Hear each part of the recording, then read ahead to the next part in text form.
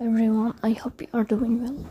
Today we'll talk about how to fix or how to solve the problem of Luzia app. You will go to settings. In this page,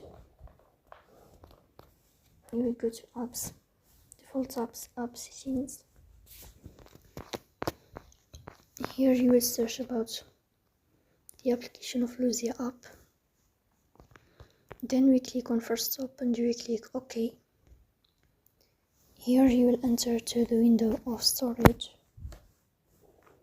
Then you will click on clear cache.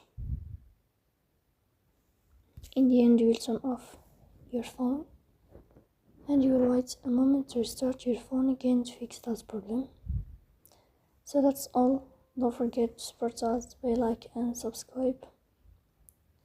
See you next time in another video and thank you for your watching.